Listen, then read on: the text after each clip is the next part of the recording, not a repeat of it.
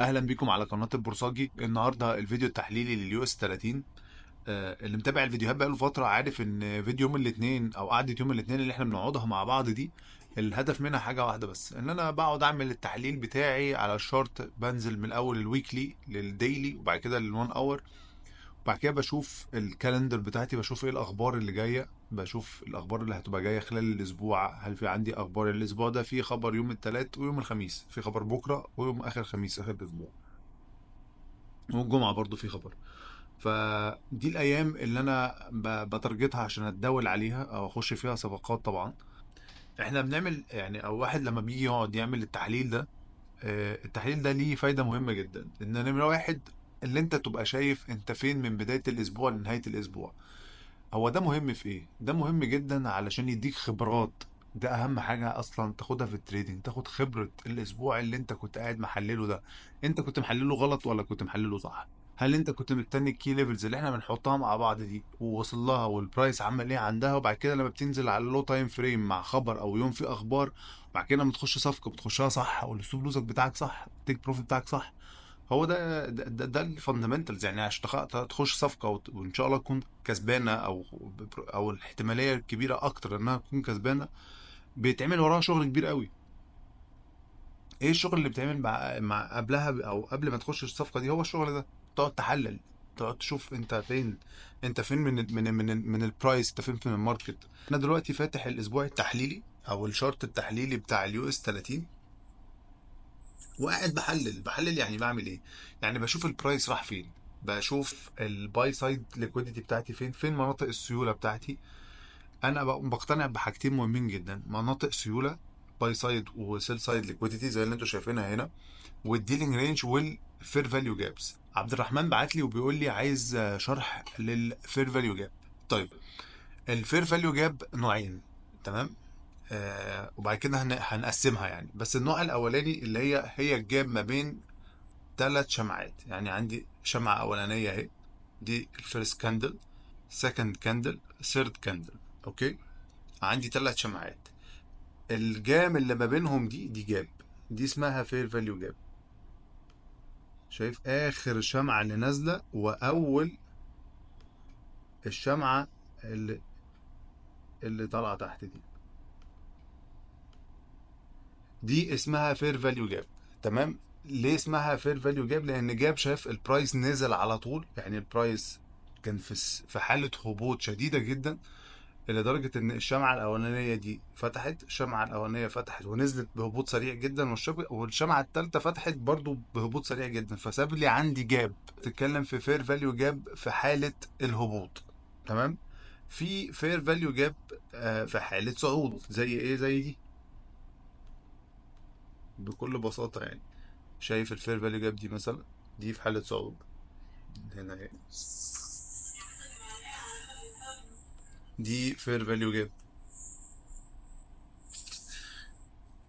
بتمسك ثلاث شمعات، ادي الشمعة الاولانية، التانية، التالتة. شايف الشمعة الاولانية عاملة وكاية لتحت وبعد كده قفلت فوق، بعد كده الشمعة التانية يا دوبك فتحت جريت على طول.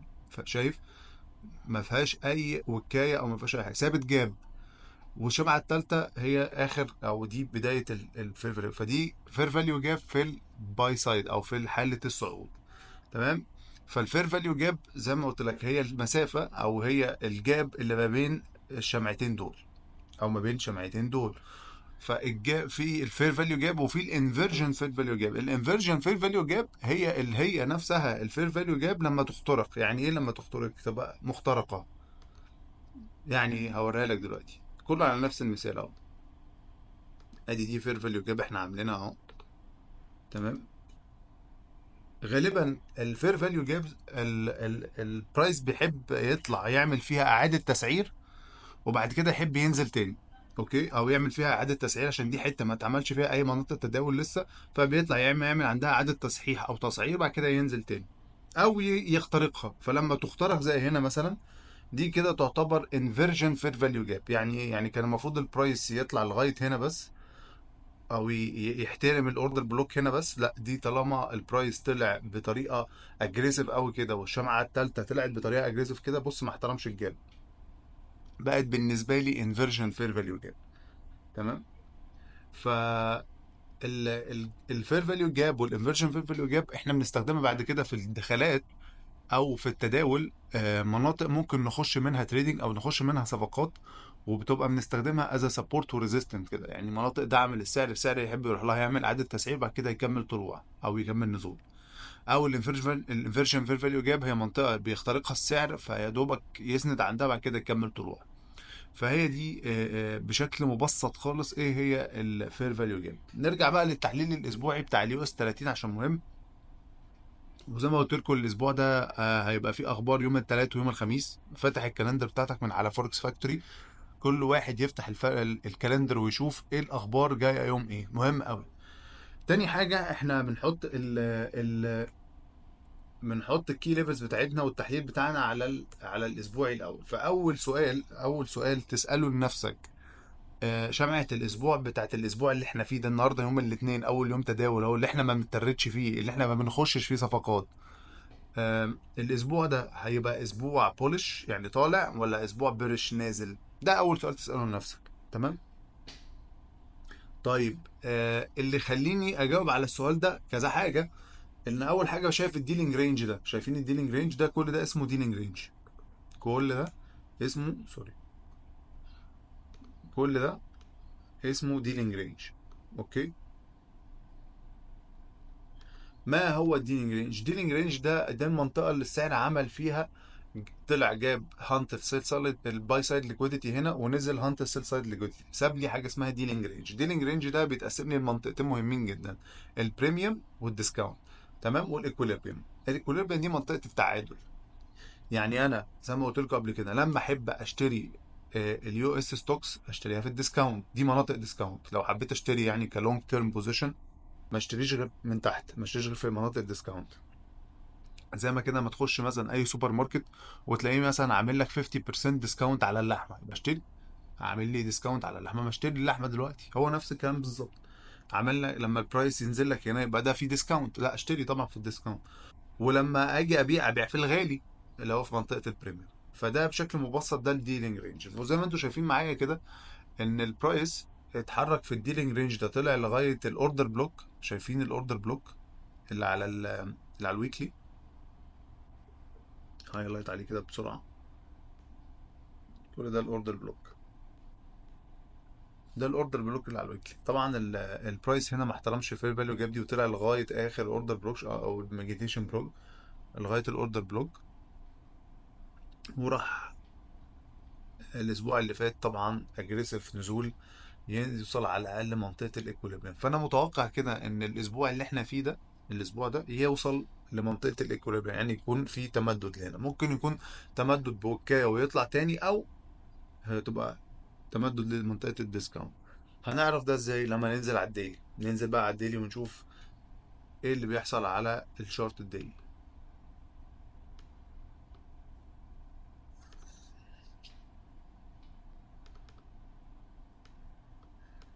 انا حاطط الثلاث خطوط دول علشان كل واحد يعرف بالظبط. بص على الهاي تايم فريم، يعني انا حاطه على الهاي تايم فريم ده، يعني على الويكلي. حاطط الباي سايد ليكويديتي فين والسيل سايد ليكويديتي فين، لازم يبقى قدامك. ومنطقه الايكوليبريم فين، منطقه التعادل، لازم كل ده يبقى فاضل قدامك شايفه في التحليل بتاعك. علشان لما نيجي ننزل على الديلي مثلا زي ده، شايفين الديلي اللي حصل فيه دي طبعا اوردر بلوك على الويكلي. شفناها سوا، البرايس طلع لغايه الاوردر بلوك، لغايه اخر الاوردر بلوك، وراح عمل حالة هبوط قوية. طبعا حالة هبوط قوية دي كسرت لي ماركت ستراكشر. شايفين السوانجاية دي؟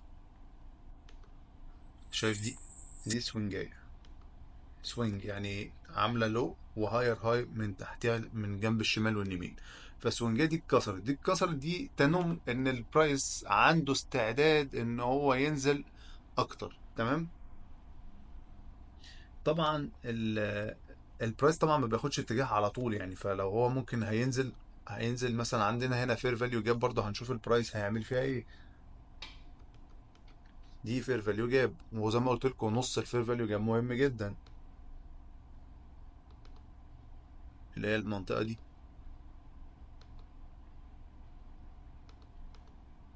ده نص الفير فاليو جاب.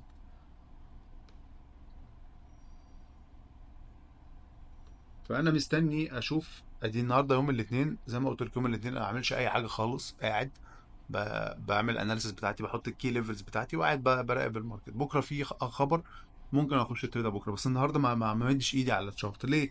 لان انا عندي نمره واحد، عندي المنطقه دي فير فاليو جاب، ممكن يحب البرايس يطلع يسند عندها، او يهانت الباي سايد ليكويديتي اللي على الوكايه بتاعت اليوم اللي قبليه دي وينزل، او يحب ينزل هو الاول. لو احنا طالعين، فاعتقد ان المنطقه دي هتتزار الاول في اول ايام الاسبوع، يعني اتنين تلات هنبقى في الحته دي. اتنين تلات في الحته بتاعت الاكوليبريم، ممكن ينزل للفوليوم امبالانس هنا او هنا.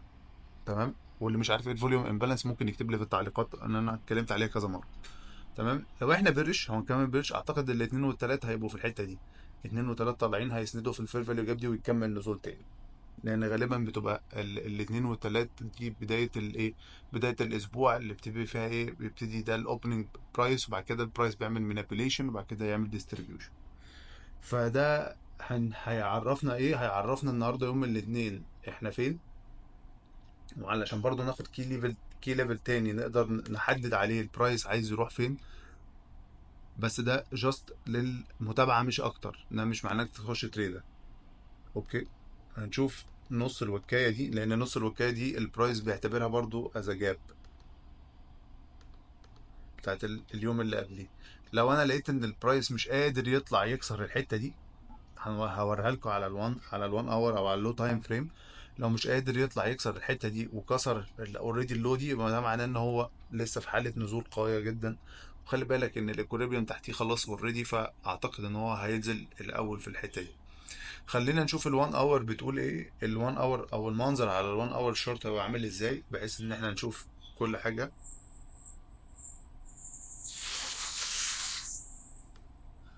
زي ما انتم شايفين ادي دي بتاعت الاسبوع اللي فات، او اليوم اللي قبلين، او يوم الجمعه اللي فات. البرايس طلع يا دوبك سند هنا على نص الفير فاليو، جاب على الوان اور هنا، وراح رد كسر ماركت ستراكشر هنا، وبعد كده كونسوليديشن. فانا هنشوف دلوقتي، احنا دلوقتي لسه حتى نيويورك ما فتحتش. لو البرايس فضل يطلع او في فتحة نيويورك، عشان كده بقول لك ما تتريتش يوم الاثنين، عشان كده انت لسه مش عارف البرايس عايز يعمل ايه. لو البرايس طلع آه كسر الكي ليفل ده، كسره يعني كسر في شمعة على الساعة قفلت فوقيه هنا، يبقى احنا لسه مكملين، ممكن يطلع يهانت طبعا. لان في ناس هتبقى حاطة الستوب لوس بتاعها هنا، يبقى الباي سايد ليكويديتي دي اكيد البرايس عايز يطلع لها. لو البرايس ما قدرش يطلع للحتة دي وقرر اللي هو ينزل، يبقى انت عندك هنا في فيريو جاب على الوان اور اهي، منطقة برضو مهمة جدا، ممكن البرايس يحب يروح يعمل عندها إعادة تسعير، وبعد كده ينزل يهند الناس اللي حاطة ستوب لوس بتاعها يعني. ده سيناريو انا هقعد اراقبه يوم الاثنين عشان يديني انديكيشن لبكره. بقول لكم بس الحته دي، شايفين الفير فاليو جاب اهي، لو البرايس طلع لقيت عند الفير فاليو جاب كده طلع ما قدرش يكسر فوقيها او يقفل فوقيها، يبقى غالبا الليفل ده مش هيقدر يوصل له، يبقى احنا كده في حاله هبوط، وهيطلع ينزل يجيب السيل سايد ليكويديتي. لو قفل فوقيها وكسر كمان الليفل ده وطلع فوق، لان الليفل ده مهم جدا، ده على فكره هافل والكايه بتاع اليوم اللي قبليه، وده ليفل بيبقى يعني البرايس بيحب يروح له لو هو في حاله صعود، هيطلع يعني البرايس عنده يعني.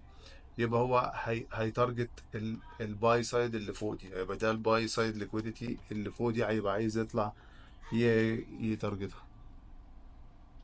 بس ده كده بشكل مبسط الاناليسيس بتاعتي دي، كي ليفلز اللي انا حاططها قدامكم اهي، كل حاجه قدامكم. اللي محتاج اي حاجه يكتب لي في التعليقات. بشكركم والى اللقاء.